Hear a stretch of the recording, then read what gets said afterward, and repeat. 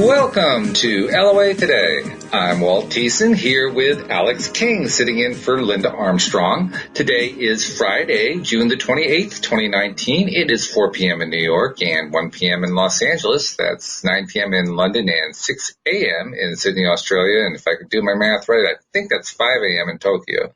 But wherever you are in the world, thank you for joining us for another episode of LOA Today, your daily dose of happy. And the only thing unhappy is that Linda can't be with us today. She's going to be back next week. But in the meantime, good friend Alex is always there for me. It's wonderful. I mean, you're like having a built-in sub. I love it. It's great. And it's an opportunity for us to kind of, pick up each other's energy and get the whole thing flowing and so forth. Got to get ready for the weekend, right? Because that's when everything really good happens. So got to be ready for that weekend. I feel like good things happen every day. It has nothing to do with the week or the weekend. Well, I mean, when I'm looking at the weekend, then that's why I think everything good is going to happen. When I'm looking at the beginning of the week, that's when I think everything good is going to happen. But I'm not focused on next week. I got the weekend coming up. This is good. I mean, plus today we're temps in the 90s and it's supposed to start cooling off over the weekend. That should be good. So yeah, it was hot today. Like my poor AC is just like, I can't help you. He's like, I'm trying. I'm doing all I can. Giving her all it's got, Captain. I cannot give you any more, Captain. I haven't done Scotty in years. Anyway. I don't even know who Scotty is. Scotty is the engineer who says that. Oh. He's the engineer of the original Starship Enterprise. I mean, well, I knew it was from Star Trek. Yeah. I knew that much. Yeah. But that was it. Yeah. That was it. Yeah. Rusty, it's quiet time. Quiet time. Sorry. I always thought it was brilliant to have a Scotsman as the engineer because you need that accent in order to just make it sound cool. Otherwise, it's just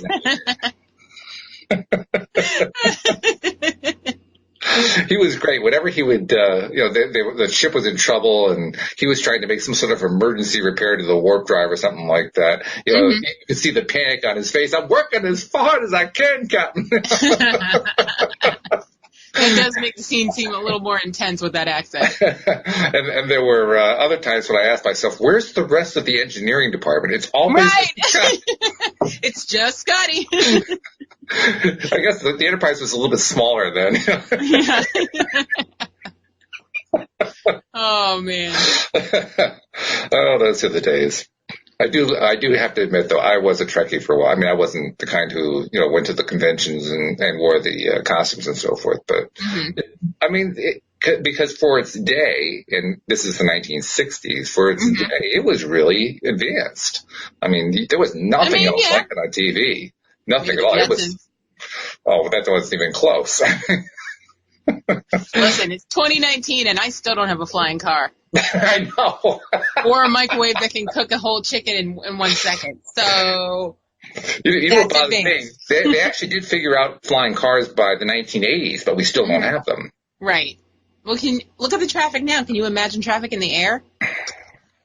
You're going to have car accident in the air. You're going to have people falling like a really long time and then dying that way. Like, no, we have enough problems with bridges. I think we're good.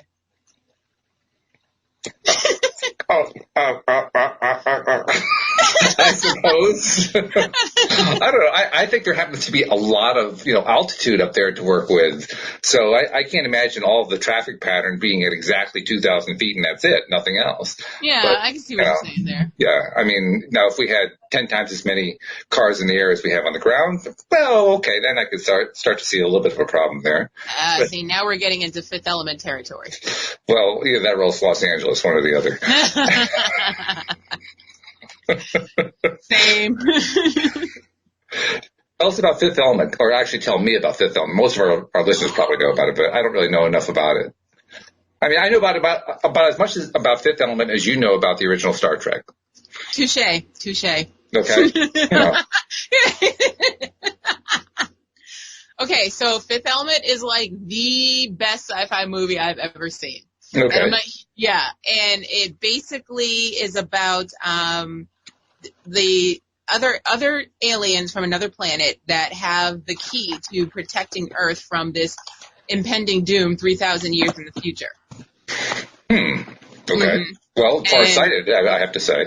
Yeah, and so these aliens, give us a gift, and there's like certain people. It's kind of like the Masons. So like the Masons are in charge of this huge secret that carries on through those 3,000 years, and they're in charge of when the time comes, they have to have the key, and the key turns out to be the most advanced, perfect person in the world that's supposed to inherit all this power, and she's a woman, and everybody's shocked. They're like, oh, what?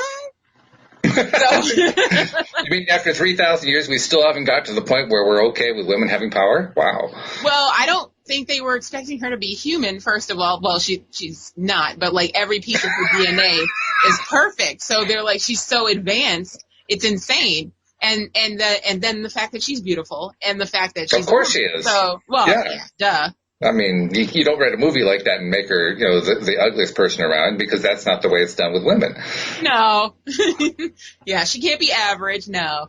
And so it's basically, it's a thriller, it's also a comedy, and it's also a love story. So, it's really good.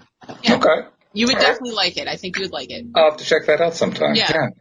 That it'll be nice to actually have a movie that's a relatively modern movie that I can put in with my collection of 10 others from the last 25 years that I actually enjoy. Yeah, this movie is timeless. I think it came out in like the early 2000s, maybe in the 90s, and it still holds up to this day. Oh, that's good. That's good. Mm-hmm. Okay. Yeah, I'll have to check it out. Yeah. So, and I see that now this is our most loyal live stream listener. Jeffrey has tuned in, and Jeffrey. Hi, Jeffrey. Jeffrey came close to being in our cast. He made it to the first round.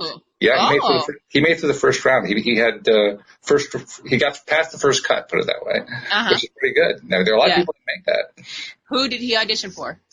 I think he just kind of generally auditioned. I don't think he auditioned for a specific character. He said, hey, if you got a character, give it to me, that kind of thing. Yeah, yeah. But good to see you, Jeffrey. Sorry, Jeffrey. No, he did well. He did well. He did all right, but not. Yeah. There's just people better than you. It's okay. It happens. No, they aren't better than him. They're just like he said. He's not a trained actor. He doesn't have. It's not like I shouldn't say that. He has not turned it into a career like other people have. Gotcha. When you're up against people who are trying to be professional and trying to make it their everyday life, that's tough. That's true. Tough competition. Mm-hmm. And we know that because we looked at what was it, nearly 500 people. Oh, don't even remind me. I'm glad we got our cast, right? And we got a good one. At least, but that's just for the pilot. Like, we still have other characters and other episodes to do, and so we got to go through not the whole process again, but a good chunk of it. Yeah. Yeah. At least we have a good pool to draw from now for the future characters, which is really, really good. Yeah. Yeah. And I don't know if you saw, I've been trying to collect people who have been expressing an ability to do impressions, because we have that one scene that we can't talk about because we don't want to do a spoiler, but a really cool scene with celebrity voices. And you got my text about how they finally posted the ad on the Facebook page. I was yes. So people are not. You were absolutely right about people not following directions. Isn't it crazy? So they're trying to apply via comment. And I'm like, and it says right there, please send your MP3 to. You almost have to put it right at the top before you say anything else, and then they'll still skip it. They will. Oh, God. I'm like, what do you? And so the first comment, I just wrote it automatically. I was like, okay, well, send an MP3 with all your voices to, casting at LOAtoday.net. And then I look up and I was like, but it's right there. Mm-hmm. What happened? Mm-hmm. I remember when I was in school, probably 8th or 9th grade, something like that. Mm-hmm. Had a teacher who, let's see, what did this person teach? I think it was an English teacher. Mm-hmm. But she gave us a test. Mm-hmm. And it was a long, long test. It had 40, 50 questions on it. Mm-hmm. And the first few questions were, kind of normal questions. And then the questions started getting really weird. Mm-hmm. Like, stand and sing the national anthem. Okay. Or, go swap your paper with your neighbor next to you. Uh-huh. Like, what on earth? Now, I was actually one of the few who would stop and read through to see what was there, and I said, wait a minute, something's weird here. So I started reading. I bet I know how this ends. And it says skip to the last question and do that one first. And if you go down and you skip to the last question, it says, thank you for taking the test, you're done. Yeah. It was a test to see if you could follow directions. Yes. And it was great because you have kids who very haltingly and, terrifiedly stand up and start singing the national anthem. Oh, that must be what teachers live for. Oh, my God. It was great. Yeah. So that was one test I was very pleased to have passed because I didn't have to embarrass myself in class. Yeah.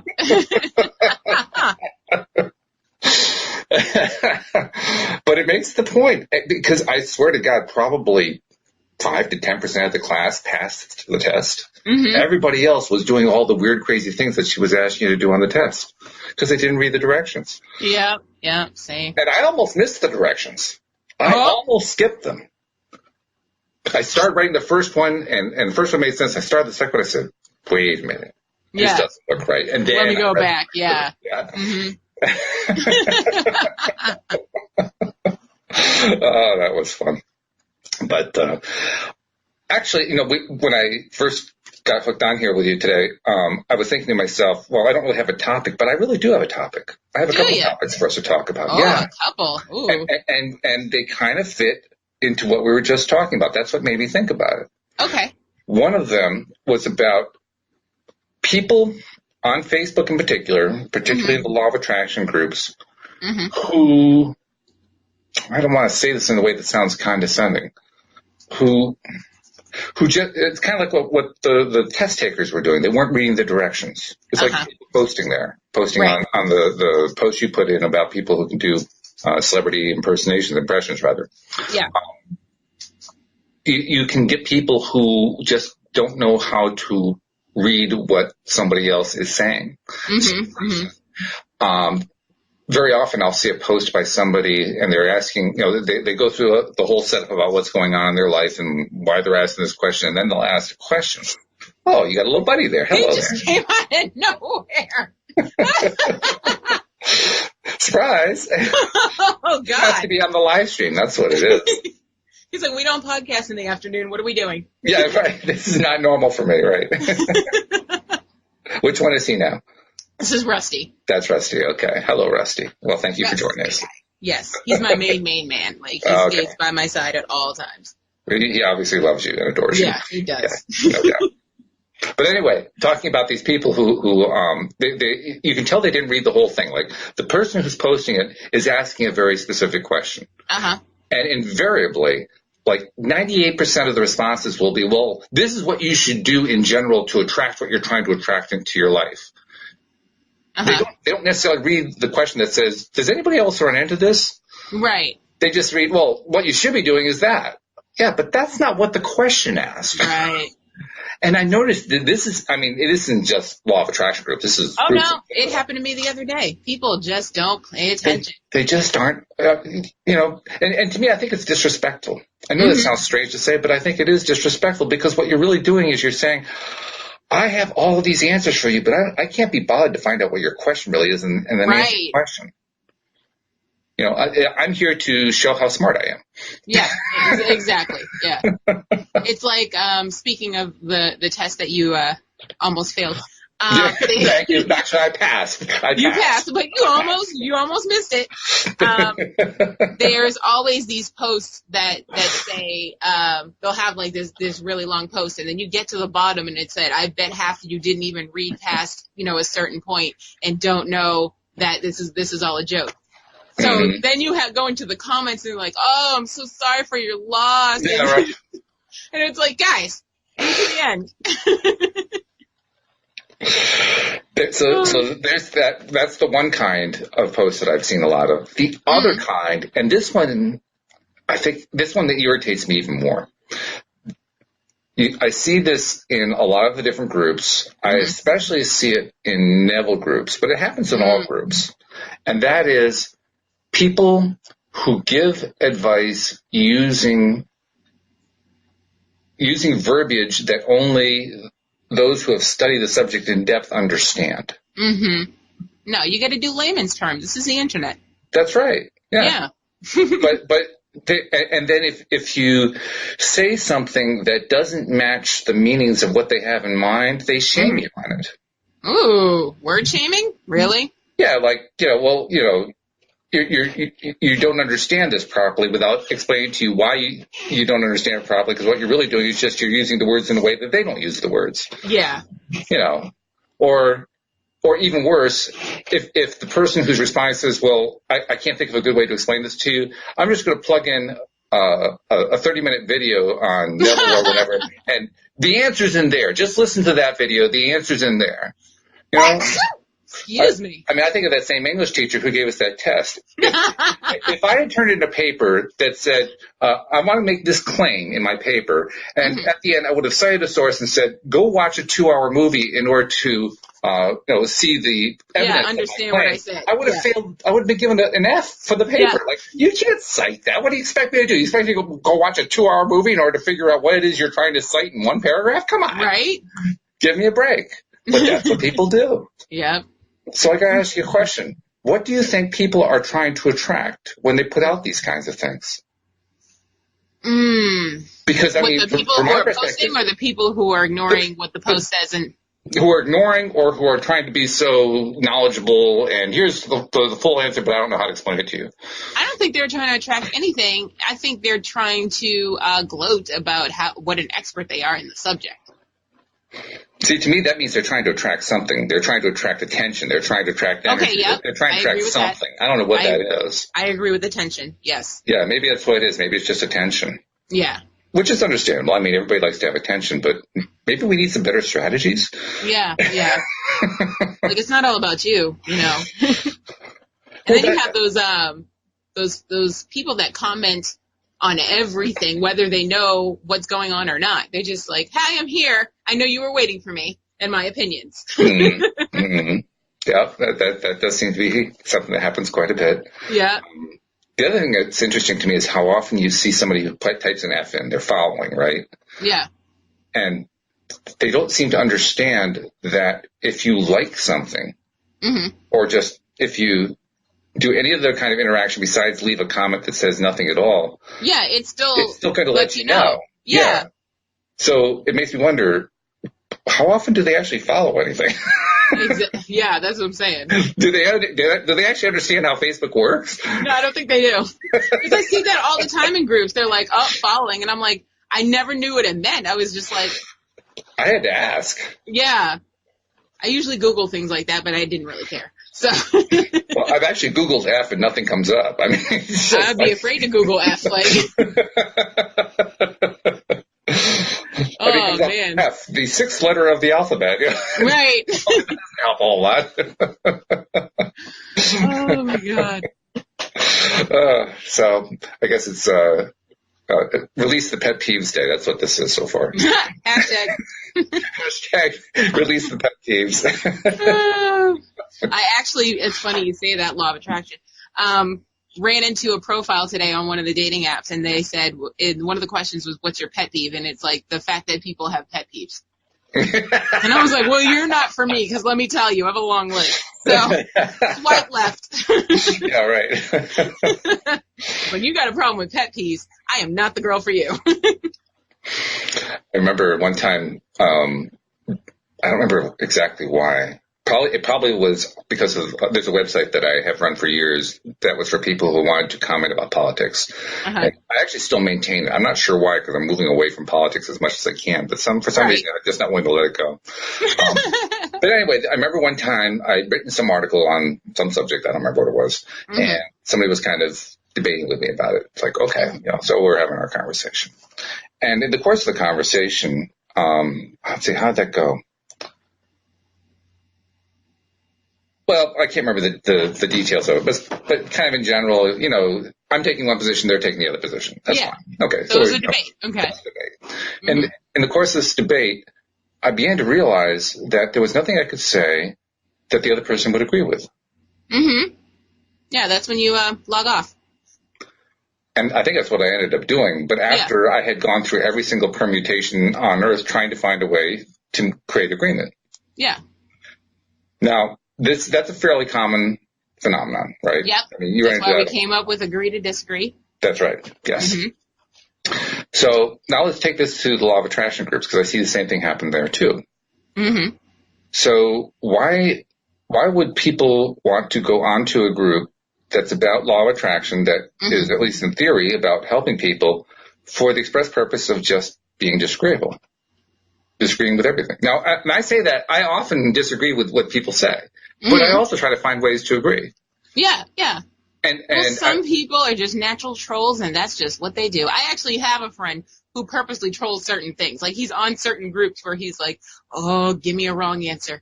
Give me a wrong answer. So he's actually looking to start a fight. Yeah. He once said to me, if you're not trolling, do you even exist on the internet? Okay, that's one way to Okay. This kind of falls into the category of having a life, I believe. That's the thing. He has a life. I don't know how he has time to make all these comments. So, see, you see why I'm confused here. Yes, I'm also confused with you. You have a life. Why are you wasting your time on this? You've got nothing better to do than that. They're just looking for that one person to like their comment and then start a snowball. The only thing I can think is it's about taking energy. It's about, you don't know how to connect your own energy, so you're trying to steal somebody else's energy. Mm-hmm. That's the only thing I can think of. Because why would you want to troll? Yeah. Why would you want to do that? I've never really gotten that. Yeah, me neither. I don't see the joy in it. And I guess it depends on how you define trolling. I mean, true. I've certainly, read a news article and gone to see what the comments were. Mm-hmm. The comments are the best part. They often are. Oh, they're the wackiest part, Now, does that qualify as trolling? I mean, I'm not really looking to start a fight. No. I'm just looking to see what the comments are, just to see if there's anything kind of wacky. I'm a sports fan, so I'll often do that with, a sports blog. Mm-hmm. And usually I'm actually, you know what happens? I'm just realizing it. Most often I'm looking at the comments after I read the blog piece, and I thought the blog piece was full of it. So I want to see if anybody else thought it was full of it. Right. And if anybody else didn't think it was full of it, I said, oh, okay, well, then I guess I'm not the only one. But if I see everyone else saying that it's wonderful, I say, did you guys read the same article I did?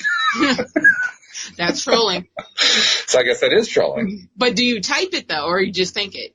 Because if you think it's fine. Sometimes I type it. Well, then you're a troll, dude. It depends.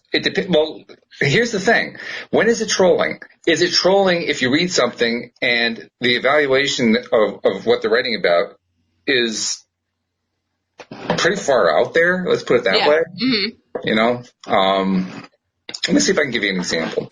I'm a baseball fan, okay? Yeah. Mm-hmm. I read an article that one of the baseball teams that they were writing about, they were proposing that this recent trade that they had made was a bad trade, and the reasons they gave made no sense at all.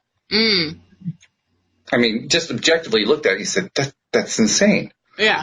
And everybody was agreeing with it. Uh-huh. So was I trolling to say, I'm sorry, but that doesn't make any sense? No. Actual trolling is when you take someone else in the comment and pick out what they said and then start making fun of them and what they said. So you must be the dumbest person on the planet if you believe this, stuff like that. That's trolling. Yeah, and I don't ever like to do that because that's just personal attacks. Exactly. That's all that is. Yeah. I've never been a fan of personal attacks. I always thought that was ridiculous. Because you know what a personal attack is? A personal attack is when you have nothing better to say. Yep. Mm-hmm. That's really what it amounts to, You have nothing to contribute to the discussion. So just attack somebody because you don't like them. Yeah. It's like, no. So that's the kind of person I really look at and I say that person really has no life at all. And then I move on because I don't want to feel like that. Okay. Well, enough of that. Something else I wanted to talk about. This is actually a little bit more serious, a little bit more appropriate for law of attraction. Mm-hmm. I was dealing with something, and I don't want to get into what it is because it's not an issue I want to bring out on the air. But I was dealing with an issue that was getting to me. Mm-hmm. It was really getting to me a lot. Oh. And you and I have talked about some things that have happened in our lives lately that you were telling me some stories about stuff that was really getting to you. And right. you said, you know what this is like. It gets to the point where the thing gets to you so badly. Maybe it's another person. It's usually it's another person that's involved. Yeah, the other person is, they're shaming you or they're making you feel guilty or whatever, and you're buying into it. Right. In this case, it wasn't a particular person. It was more of a series of events that was leading to a scenario that I really didn't like, and I couldn't think of a way to get out of it. A series of unfortunate events? I'm trying not to tell the story. I know. I was just quoting the movie. Go ahead. Yeah. But, and then you find yourself in that out of alignment place. Mm-hmm. And if it's something that is really bugging you for whatever reason, it's related to something that's important to you, something family related, something, related to your career, something related to your love life. It could be almost anything. Mm-hmm. But if something's really important to you, all of a sudden, everything that we know about law of attraction, everything that we know about being a deliberate creator seems to go right out the window. Yep. Why is that? I don't know. It's because we go with our instincts first. So it's like initial reaction is just, oh my God, I can't deal with this. And then you step back or someone brings you off the ledge and then you're like, wait a minute. Mm-hmm. I'm bigger than this. I can handle this. It's not that serious. Yeah. Yeah. It takes a minute. Well, in my case, it took more than a minute. I mean, I was literally using all of the tricks that we've ever discussed here on the podcast. All of them. Yeah. And, with varying degrees of failure and varying degrees of success, Well, when that happens, it makes it worse. Because then you start falling into, well, none of this is working. I quit. This is all bull. I do a podcast on bull. I'm a fraud and a failure now, and then it's just snowballing into things that let's just until you just want to curl up in your bed and never come out. Fetal position for life. That's actually what was happening with me. That happened to me like late yesterday afternoon. I'm a person who doesn't take a nap. I just don't nap. I don't like it. I don't like the way I feel when I wake up from a nap. I feel miserable. I feel worse than when I actually lay down. There are times when I just have to, just because I'm exhausted. Right. Most of the time I try to avoid it. Mm-hmm. And I almost shocked Louise to death when I told her, I really feel like taking a nap. And she looked at me like, are you okay? This is not your normal behavior. But that's how you gotta sometimes it's like when your computer starts acting wacky, you gotta turn it off, reboot, count to 10, and plug it back in. Yeah. Yeah. Yeah. In fact, literally that's what happened before the show today. Seriously, a half hour before the show, I'm trying to do a couple things and nothing was working right. And I realized it's been a long time since this thing rebooted. It's about time. So I had to do a reboot. Yeah. But you're right. You have to reboot sometimes. Sometimes you just have to try to do that to get the perspective back. Mm-hmm. And I didn't end up taking a nap, but what I ended up doing yesterday at that point was just quitting for the day. I just all the time. I do it all the time. I'm done. And within about an hour of vegging, and I forget what we were doing. I think she had the TV on or something, but I wasn't paying any attention to it. I was just kind of like, zoning out. Zoned out, yeah. Mm-hmm. The outer reaches of outer space. And I guess you could call it unplanned meditation. But in the middle of that... In the middle of that unplanned meditation, I started to feel better. Well, there you go. There you go. Yeah, sometimes you just need to cancel the day and start over the next day. That's right. Yeah. This day has been canceled due to lack of interest.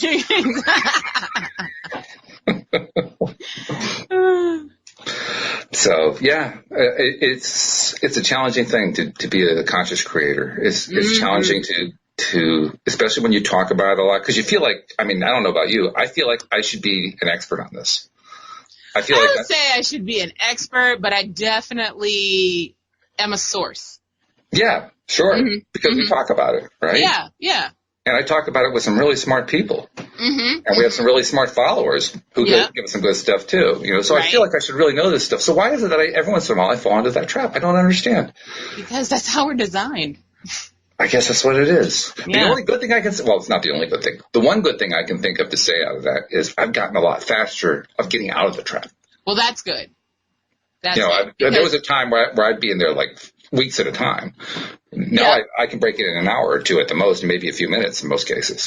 Well, that's excellent. That's definitely an improvement. Yeah. Because I think as a human race, we automatically default to pity party mode. No kidding. And then, you know, we just, like I was saying earlier, it just snowballs, and then things that happened like a year ago, it's like, and then that happened. And then, this is just the worst year ever. Canceling, starting over in 2020. That's right. Turn off the world, I gotta get off. Yeah. That's what the feeling is. Yeah. But I guess that's the sign of having done work on yourself. You've gotten to the point where you can snap out of it quicker. Mm-hmm. Yeah. And that's a good thing. Yeah. That's a very good thing. It's a sign of growth. I mean, because I remember early on, and by early on I mean like within the first couple of years after seeing The Secret and then discovering Abraham Hicks and so on and so forth, I remember wondering if I was ever going to get to the point where I would have good things happen and where I would be able to manifest things, because I was having, you know, what felt like failure after failure. Actually, it turned out I was an expert at it. I just didn't realize it. Well, you know. I mean, that's true. We're all deliberate creators. It's just once you become aware of that fact, it's a whole different ballgame. Yeah. It's like, exactly. Oh, what? I've been controlling my life this entire time? What have I been doing? You know what the other thing was that really made a difference for me was recognizing that we manifest everything in our lives and what that implies. Yes. So an example of that is, and this is one of the few Facebook posts I actually looked at today and replied to. It was somebody who posted, what was it? Something like, there's this man in her life who won't listen to her. No, won't communicate with her. He's uncommunicative. Okay. What can you do about that? And I really didn't have a whole lot of time to put into it, so I just gave the blunt, obvious answer, which is, well, have you tried talking to her directly and say, you know, I need you to communicate more and, you know, and explain why you want to communicate more and ask him if he'll do that? Right. Because it occurred to me, there's a very good chance that never happened. Yeah, I agree. Right? You know? She's like automatically like, okay, how can I change this? Yeah, how can I attract a change? Yeah. Well, guess what? Going the direct approach is a form of manifesting. It's funny that you say that. I saw something on the Law of Attraction page, and it was my answer was similar to what you said. So this person asked, how can I become more attractive? And, you know, I just want to look better. So I said, go buy some makeup and Google what a good haircut is for your type of face. And, you know, watch a makeup tutorial and then buy some new clothes. Sometimes, and then I put hashtag, it's just not that hard. Like, people are making it harder than it is because they think this magic genie is supposed to magically make things happen. But it's like, sometimes you got to start the ball rolling. Exactly. And take the simple steps because it's not that hard. And that's kind of what I was trying to reach for in bringing all this up. Yeah. We kind of forget that if I want a pen, I just have to reach over and pick up a pen. I don't have to turn it into a magic act. Right, exactly. That's what I'm saying. Like, what do you think this is? Like, some of you need to reread the books. Some of you need to watch The Secret again. Like, did I manifest the pen? Yes, I manifested the pen. Yes, but you also manifested yourself picking up the pen by going over to the table. Absolutely. Yeah. This is all valid manifestation. Yes, right? Yes. And I think my point is we need to demystify this manifestation stuff. Yes. It requires some effort. It does. It also requires just recognizing literally we do manifest everything. It doesn't matter whether it was done in a very benign way, in a way that is just very normal that we take for granted. It's still manifesting. Yes. It counts. It all counts. Yes. It doesn't have to be something that the magic genie made it appear out of thin air. Yeah. It can be, you simply went to the store to buy the milk. It can be that simple.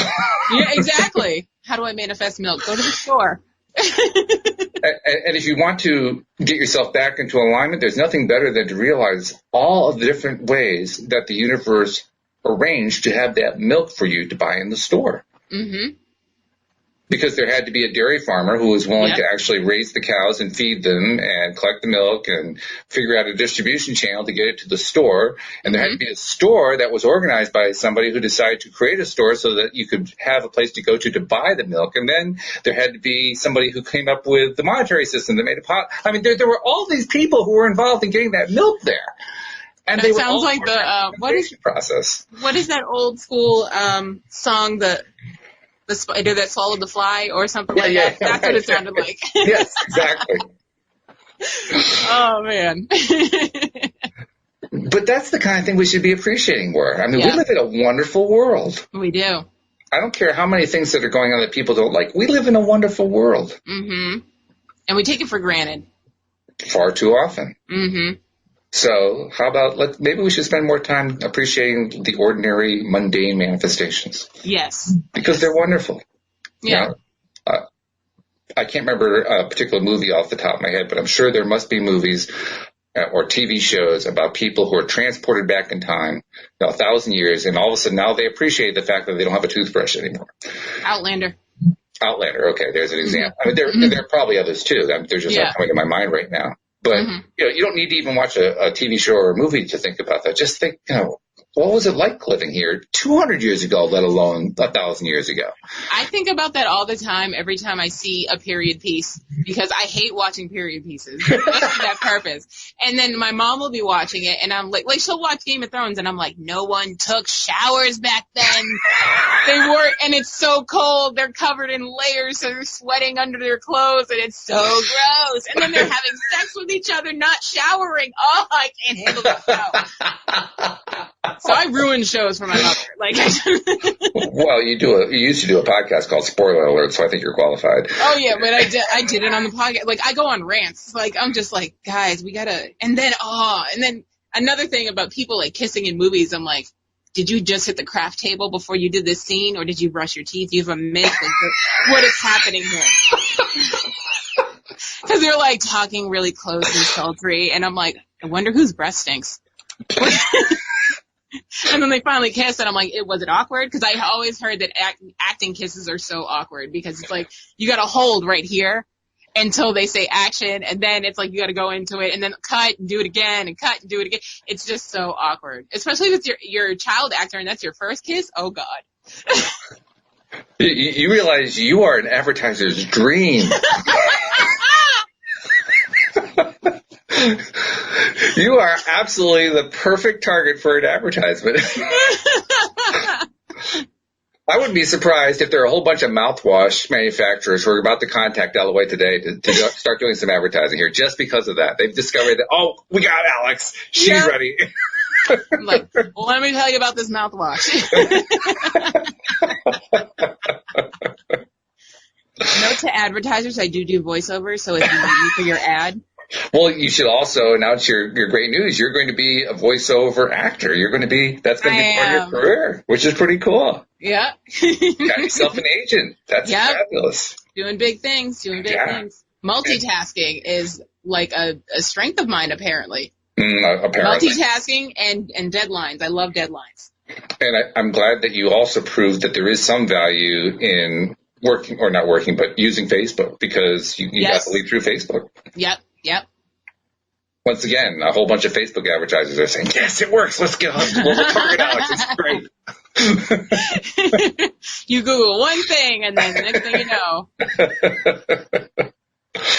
But that's great. And the fact that you've become, you actually haven't been hired yet for a particular project, but you got taken on by the agency, right? Right, yes. Right, because they liked your voice, or I don't know what they said.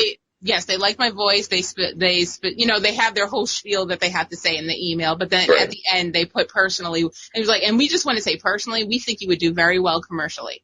Oh, that's good. Yeah. That's good. Yeah. Mm-hmm. So it's only a matter of time you're going to get that phone call. Only a matter of time. And then the question's going to be, what's going to happen with me if I need a sub and Alex is off doing a commercial? Well, that's the thing. It's all work from home, so I can record anytime I want. And we're only together for an hour, so it's fine. Really? Yeah. You don't have to go to a studio? No, that was the thing about me deciding whether I wanted to do voiceovers or not, because, I really don't want to leave the house and have to travel to a studio. Yeah, that's true. So, they were like... That's you. That's who you are. Yeah. They're like, no, you can do this from home. We will bring you people that will allow you to record on your equipment. Wow. Yeah. That's pretty hot. Yeah. Well That's done. what attracted me to them. They were like, do you want to do voiceovers from home? I was like, yes, I do. Thanks for asking. Holy cow. I didn't know anybody was doing that. That's great. Well, with the technology we have today, I mean, all you're going to do is download an app. That's true. You have a fairly decent microphone. Yep. I mean, we're building a podcast off of it. Hello. Yeah. An audio play. Yes. Mm-hmm. And I have to say that's the other thing to talk about, because we had a marathon. Yeah. Like a 2-day marathon of recording. Yep. In fact, we did so much recording, we ended up recording days in advance without realizing it. Yeah, which was great, because we ended up getting, 2-3 days off? And we needed it. We were exhausted after that. I don't know about you, but I mean, with that last session, then it took 11:30 at night or something like that? Midnight, exactly midnight. Was it midnight? Yeah. And when that was done, it was like, can I have the next week off or something? Yeah. Because I was like, oh, okay, I wasn't expecting to read today, but here we go. Well, what I can't, and I haven't had a chance to play back all those recordings. I still have to go through and do the organizing and all that kind of thing. But what I can say is, it was a very interesting session in terms of noticing what happens as the chameleon effect. Well, not just the chameleon effect, but what happens as you do a recording session that goes on for a long period of time. It kind of got me thinking what happens on a movie set, because a movie set that can go on for hours. It can go on for 10 hours or whatever, you know. And I can only imagine having the experience. This is about 3 or 4 hours we were doing this. After 3 or 4 hours, everybody was pretty much wiped. Yeah. You know? I think at 11:30, Carissa's voice started cracking, and I was like, oh, she's not a night person. Yeah. Yeah, and it's tough. So, I mean, I was kind of projecting wow, that must be really tough to be on a movie set. And you've been sitting there for 3 hours, and then they finally put you into the scene, and now you're doing the scene 25 times. Yep. And it still isn't right, and then they have to rearrange the set, and then you do it another 10 times, and oh my God. And they got to get it from different angles, and they got a different, it's like I've had, experience being an extra on different movie sets, and it's a lot of standing around and waiting. So at least they feed you.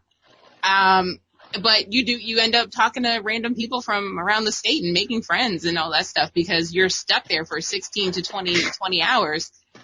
Doing nothing most of the time until they call action. So you get to know new people and eat a lot of interesting food, and sometimes meet the actors. So it's good. Well, I saw one of those, behind the scenes, how it's made kind of programs about the cast of Downton Abbey. And almost to a man, every single one of them said that they hate the dining room scenes. And the reason, of course, is they have to reset it so many times because it comes from every angle. Yeah, you have to see it from every angle, but there can't be a camera in the background, which means you have to do it over and over and over and over and over and over and over. Oh my God, that must be insane. Yeah, it is. It really is. Apparently, the ones they like are the ones where they're out on the grounds on a beautiful sunny day. Those are the fun scenes. Yeah. Those are the one shots. You're good. Yeah. Yeah, they don't last long enough, I'm sure, because you're spending most of the time on the dining room scenes. Oh, man. Now, here's a question for you. Answer. If you're an actor. Yes. Or somebody who's in the overall profession, how would you go about using your ability as a law of attraction, as a deliberate creator, to make the experience more fun? Like I said, get to talking to people about different experiences. Like how did you get here? Like what do you do in real life? Stuff like that. Just make the experience fun. I was doing it with my brother, so we always went to auditions together, and we always got booked for the same movie, so we had each other. But we also, like I said, made friends, and then you end up thanks to Facebook, friends for life, and also it helps in the business, because they may have heard of a casting that you didn't hear of, and they're like, hey, just so you know, if you're going to be in the Burlington area, you should come on down. And, that's how you get hooked up. You get plugs. That's cool. That's good. Yeah. In that business, it's who you know. It really is. Well, that's true for almost any business, but I expect especially true for the entertainment business. Yeah. But how often have you been an extra in a movie or a TV show? I've never been in a TV show, but I have been in, let me see, 7 movies, I would say. Oh, really? Wow. Yeah. And did they all happen relatively within a short period of time from each other? Yeah, it was like a good 2-3 year run. Uh-huh. Mm-hmm. Did you have fun? Was it enjoyable? Oh, I had a blast. Had a blast. Yeah. Because it's like the high school cafeteria, but like for 20 hours. Like that's what it is. Yeah. Endless study hall. Yeah, exactly. One time I actually accidentally ended up doing hair on a movie because the hair and makeup, it was a wedding scene for this movie called My Best Friend's Girl with Dane Cook. And I always shout that movie out because that's the one movie you can really see me in. Oh, cool. Split second, but you know. Hey, you're still there. Yeah, I'm in there. Like swimwear. And so the line wasn't moving fast enough for hair and makeup because it was a wedding scene. Everybody had to have updos and, you know, everybody's supposed to bring their own wardrobe. That's one thing. But hair and makeup wasn't moving fast enough. So I was like, hey, I'm a hairstylist. Do you want me to help? And they were like, well, take this person, show me what you can do. And I'm amazing at updos. So I just, you know, slapped something together and I was like, bang, bang, you're out. 5 minutes, I'm done. And so I would move the line along, and then someone finally had to tap me on the shoulder. A producer came up and was like, listen, you're not here for this, so we can't technically pay you for it. So if you want to stop, you should stop. Because you're getting paid as an extra. I was like, no, I'll help. It doesn't bother me. You know?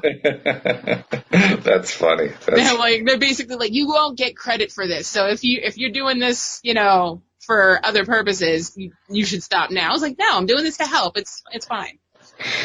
That's great, though, that they're willing to say that. I mean, they could have just milked it. Yeah, right? You know, they could have. People were like, we got free labor out of this one. Yeah. But you were enjoying it, and that's really what I was getting to. I mean, how do you get into that best lyric creator mode? You're basically trying to get into the mode where you're feeling good and enjoying it, and by only doing things that you enjoy. Yeah, exactly. And canceling all the other stuff you don't enjoy. So what you've basically described to us is how to be an extra and have fun at it. Yeah. Mm-hmm. And don't do it if you're doing it for the claim and fame, because it's not claim or fame situation. Mm-hmm. There's rarely a chance you're going to meet these actors and actresses. That's another thing. When people are like, oh my God, Ryan Reynolds is in town, I got to get on this movie. Listen, he doesn't have time to shake hands with all 300 of you. No. So calm down. You're going to see him out of the corner of your eye. Mm-hmm. He's going from his trailer to the camera. Like, it doesn't happen. So Don't be obnoxious. And it's disrespectful. Like, it's part of the rules. Like, as an extra, you're not supposed to, talk to the actors. If they talk to you, you're supposed to talk back. But you don't go, hey, can I get your autograph? Like, we're in the middle of a scene. What are you doing? Right. You're professional. I've seen people get kicked off a set. It's hilarious. Well, it's funny you should say that. There was a film that came out back in the 1970s starring Robert Redford and Barbara Streisand called The Way We Were. And part of it was filmed 6 blocks from where I grew up. Uh-huh. I grew up near Union College in Schenectady, New York, and they used the grounds. I love that word, Schenectady. I know, it's a great name. But they used the grounds of the college for the college scenes in the movie.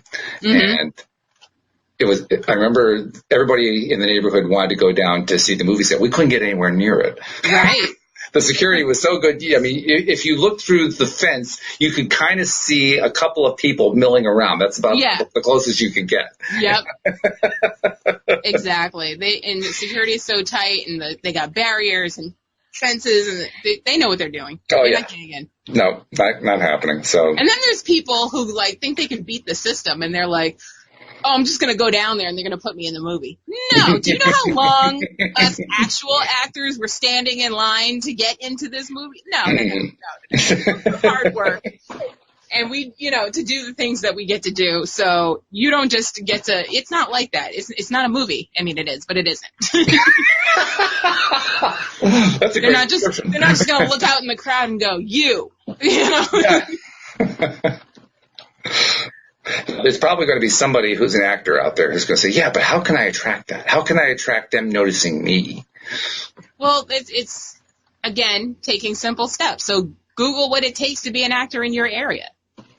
Do you have to go to class? Do you want to be an extra? There are, for instance, I'm signed up for certain websites that do casting, public casting. So they let you know when there's shooting a movie in your area, if you're going to be fit for it, and can you come? Mm-hmm. And sometimes they're like, oh, it's a cattle call. Everybody be prepared to stand in line for 6 hours. Right. and then smile into the camera for 30 seconds and leave and wait for a phone call. So. Yeah.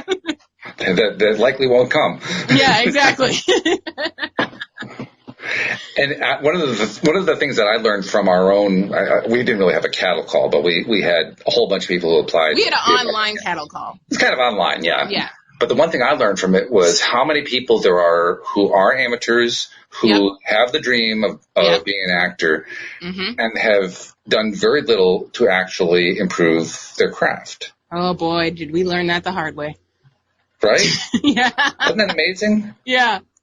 I mean, you have to weed through a lot of people in order to find, fortunately, a fair few. There were quite a few good ones. Yeah. But you have to do a lot of weeding through. And I remember PJ at one point. PJ, of course, is my sister, and also she's the director of The Grass is Greener. And she made the comment that if any of the people who didn't make it to the first cut, if any of them complain, tell them our suggestion is go take acting lessons. Yep. Mm-hmm. Get an acting coach. Yeah. And it wasn't meant to be an insult or anything. It was meant to be literally, this is going to make a difference for you. Yeah, helpful criticism, yeah. Because truly, it's very evident a lot of people who are applying aren't doing a whole lot to build up their own acting skills. You know why? Because someone told them they were a natural, so they don't feel like they need it. Maybe that's what it is. Maybe they did take some acting classes and they figured they're done. Yeah, no. This is an ongoing training thing. Like, there are people, especially in Hollywood, there are people that still take acting classes to this day, and famous people. Like, Brad Pitt still takes acting classes. Jim Carrey takes acting classes. Also, sometimes you need a refresher course if you have to prepare for a certain type of role. So you're always being educated, always. Yeah. Yeah, and that's going to be like any career. If you really are serious about doing the career, you're serious about doing the career. You do whatever it takes to learn to be good at it. Yep. You know, you want to be among the top tier who get drafted into actual movie projects or television projects or whatever. Well, you do what it takes to make sure you're qualified, to make sure you're attractive to somebody who's trying to find something. This is the big thing. There are ways to do it for free, but to get money, you have to spend a little money. Mm-hmm. You know, you got to have your headshots. You got to have your video reels. You got to be prepared to invest in your career. And, oh, by the way, you also have to read directions. Yes. Remember that part of the conversation early on? Read the breakdowns. I can't stress that enough. Read the breakdown, people. All of it.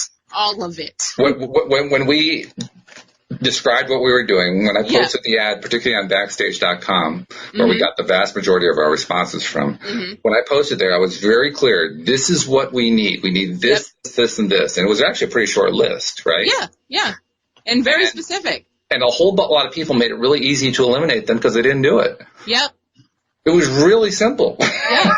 Seriously. And some of them were probably pretty good actors, but you know, if you can't follow direction, why would we want you on the set? Exactly. Because if you can't follow directions on paper, you're not going to want to follow the director's directions. So that automatically wipes you out. So we're just like, okay, no, save ourselves some drama. I mean, think about it from the perspective of the person who's doing the casting. Yes. Mm-hmm. That's a great exercise, and having done the casting, now I know how good of an exercise it is. Right. Just think about what they're doing. Think about what they're going through. I mean, it's not like the old cattle calls where you had to actually stand in line. Well, I guess they still have those, but you know, you had to stand in line for days at a time, it seemed like. But at the same time, there was the casting director and his assistants who were sitting in the third row of the theater while this crew of people just started marching past on stage, doing their 10-second routine. Next. Can you imagine what it's like to sit in that chair? Next. Please show me a talent somewhere. Yeah. Please. Yeah. I need to see somebody who can do something. Seriously. It's like that part in The Incredibles, and they're like, what do you want? And he's like, something amazing, I guess. Oh, that line cracks me up all the time. Me and Richie always say that to each other. It was like, he'll be in traffic and he'd be like, what do you want me to do? And I'm like, something amazing, I guess. Oh, we love The Incredibles. Apparently, yeah. That's a good thing. And it was very fun shooting with my best friend. It was great. That's cool. That's really good. Yeah. He texted me immediately. I was like, we're still shooting. He's like, yeah, but how did I do? Because this is his first time acting. And I was making fun of him. I said, you know what I'm going to do? I was like, I'm going to write a scene. It's going to be a flashback of Lexi and Nance and Miguel in high school. And they're going to be in the car singing In Vogue. Because that's what we used to do. And I was like, I noticed on your intake form you put that you couldn't sing, but that's a lie. So I'm gonna write it in. I'm gonna write it in. I was like, I have all the power. You can't run from me. Oh my God. Yeah, it was great. Now he's listening to this and knows that I was joking, but it's okay. Oh, that's good. As long as he doesn't take offense, that's the main thing. No, he never took offense. He never takes offense. He's like me. He lets everything ride right over his shoulder. No, that's good. That's good. Mm-hmm. That's a good trait for an actor, by the way. Yes. Because when you're getting criticism, you cannot take it personally. You just have to take it in, listen to what they said, and roll with it. And remember, in most cases, there are going to be a few cases where it's meant harshly, but in most cases, they're trying to help you. Yeah, they are. Yeah. Mm-hmm. You know? Yeah. And by the way, they're trying to help you for their own interests. Right. They're helping you help them create their vision. Yeah. Mm-hmm. I mean, that's the one thing that is most interesting to me about the casting process. Mm-hmm. Because you're trying to find somebody for a role who not only could play the role and not only can follow directions of a director in playing the role, right, but is actually interested in working with you to make the role work. Mm-hmm. So how do you find that person? So you start with what we talked about before. You start with, well, can they follow directions? And right. they can't read the directions, so they don't realize that they're supposed to put in a 10-second little piece about why they should be in The Grass is Greener. Right. Mm-hmm. You know, and they skip that entirely. And mm-hmm. then they wonder, well, why didn't I get a call back? Because you didn't finish your application. You can't do that. It's like the SATs. You didn't put your name on it. You lost 400 points. Yeah, right. That's a more extreme example. It was a common example, but it was a more extreme example. But like, for instance, at one point I was putting out a call for people who could write music, because we're still trying to find. Still looking for a theme song, yeah. And we have a theme song. We have something that we can use. We both agree we like it. PJ likes it. So, you know, if we have something. But it's one of these royalty-free music things. It would be really great if we had somebody who were writing for the show. Mm-hmm. And we've been trying to find, well, first of all, just finding something you and I both like. That's always been a challenge on music. Everything else we're fine. I don't know why. But it's the age gap. That's all it is. I think that's what it is, yeah. But anyway, we've been talking to people. And I actually put an ad on Backstage to see if I could get, find somebody there. And it was amazing. I would get people who would apply. They knew, there was the way Backstage works is they want you to put in what the role is. Well, it's not really a role, so I put in composer, music, music creator for the show. That's what I put that in. And I would get people who would apply, and they wouldn't follow the direction of send us a sample of your music. Yeah, hello. That's the most important part. You're trying to be the music composer, and you aren't going to show me what your music sounds like? Right. Really? You want me to pick you just on your application. I'm supposed to do it based on your photo. Is that it? Right. Never judge a book by its cover.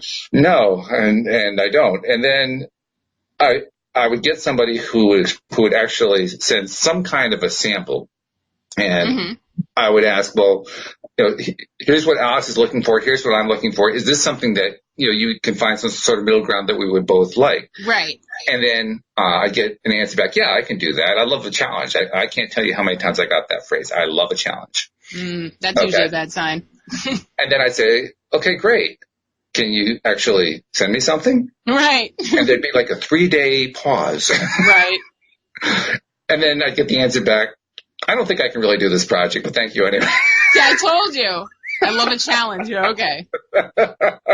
Let me tell you, in the dating world, when you hear I love a challenge, it's followed by a dick pic. It's followed by a dick pic. I'm telling you. That's just how it is. I can't even imagine. Bad wording for every situation. I love a challenge. Who on earth would go into a personal relationship with the idea, I love a challenge? Who? Yeah, but it's like, I'm not interested in you. Oh, I love a challenge. Sir, you're not listening. You're not following directions. Next. I'm directing you to the friend zone. You need to follow the arrows. I wouldn't give them that. You giving them the friend zone? I'd give them. Not always. Not if their personality's cool, sure, but most of the time I'm like, delete. I think you're being very generous myself. No, not even, because some people I have reported to the admins, like no. And I'll send the screenshot of the dick pic and go, no, he's got to go. I mean, I wouldn't even wait for the possibility of a dick pic. For me, as soon as I see the words "I love a challenge," next. Yeah, that sounds very stalkery and yeah. Yeah. I don't care what's going to come after that. It doesn't matter. It's like, right. why would I want to be with somebody who wants to treat me like a challenge? Yeah. That's somebody who's trying to change me. What's the point of that? Like, I don't have a submissive personality, and you see that as a challenge? Okay. All right. 50 Shades of Grey. Calm down. Yeah, right. No kidding. I've never watched the movie. I have no interest in watching the movie, but I know enough about it. Like 20 minutes of it, and I was like, I'm over it. I didn't read the books. People told me about it. I was like, listen, I'm not into going to the movie theater to watch softcore porn. It's just not my thing. It was on HBO, and I was flipping past channels, and I saw it for like 5 seconds. 5 seconds was all I needed. I said, I'm out of here. I'm done. Yeah, same. Like, no, thank you. Like, really? We would have been in a fight to pick up the remote first. No kidding. Well, I have to admit, this has been one of the more unusual podcast shows. Yeah. We ran over time. Oh. we have gone over time, but we found all these different ways to discuss how not to be a deliberate creator. Yeah. So if you want to understand how not to be a deliberate creator, just play the show all over again. And rewind, pause, take notes where you need to. It's all very good. Yeah. So I hope that sets everybody up for a happy weekend. If nothing else, it got you to laugh. That's the most important thing. So thank you very much for being our guinea pigs of laughter. Yes. How's that? Isn't that good? And isn't that great that I'll be here pretty much all week next week? So she is going to be here. She's not kidding. She's not kidding.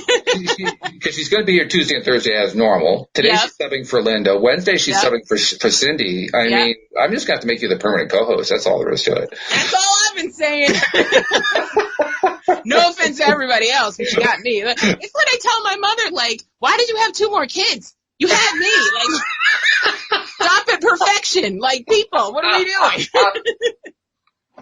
1983 was a great year. I don't know what happened. And that, my friends, is the definition of a healthy ego.